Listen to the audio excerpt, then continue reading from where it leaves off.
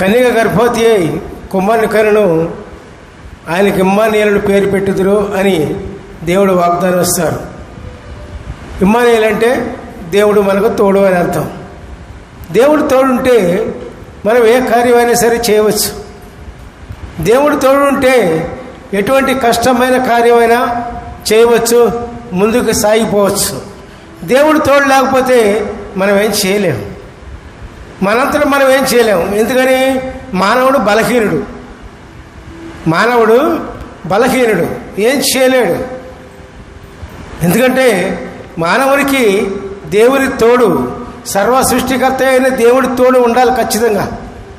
ఆ తోడు లేకపోతే మరి మానవుని పని, మరి వాళ్ళ జీవితం ఉండదు, వాళ్ళ యొక్క మార్గం తెలియదు, వాళ్ళ బ్రతుకు ఉండదు. పీడారా ఎటు పోతున్నాడో తెలియదు, ఏ మార్గంలో పోతున్నాడో తెలియదు, ఏ విధంగా నడుస్తున్నాడో, ఏ విధంగా జీవిస్తున్నాడో, ఏ విధంగా ఉంటున్నాడో, ఏ విధంగా మాట్లాడుతున్నాడో కూడా వాళ్ళకి తెలియదు.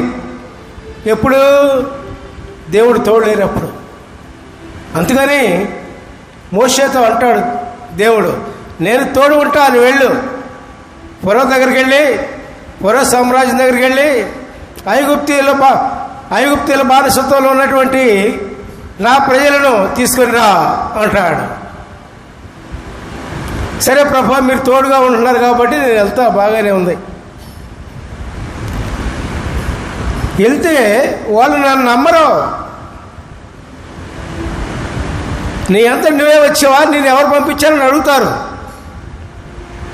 నిన్ను ఎవరు పంపించారని అడుగుతారు, వాళ్ళు ఇజ్రాయేలీనే అడుగుతారు. మరి నేనేం చెప్పను ప్రభువా అంటాడు. ఏమంటాడండి? నేనేం చెప్పను ప్రభువా అంటాడు.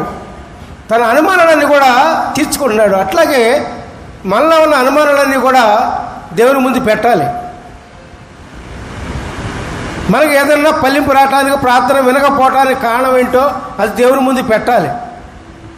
మనం ప్రార్థించేటప్పుడు మన యొక్క బలహీనతలు కానీ, మన యొక్క అనుమానాలు కానీ దేవుని దగ్గర పెడితే దేవుడు సమాధానం మనకి ఇస్తాడు.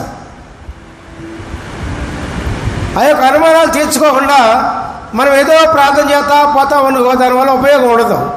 మన అనుమానాలని, మన బలహీనతలని అన్నీ కూడా దేవుని ముందు పెట్టాలి ముందు. అర్థమవుతుందా?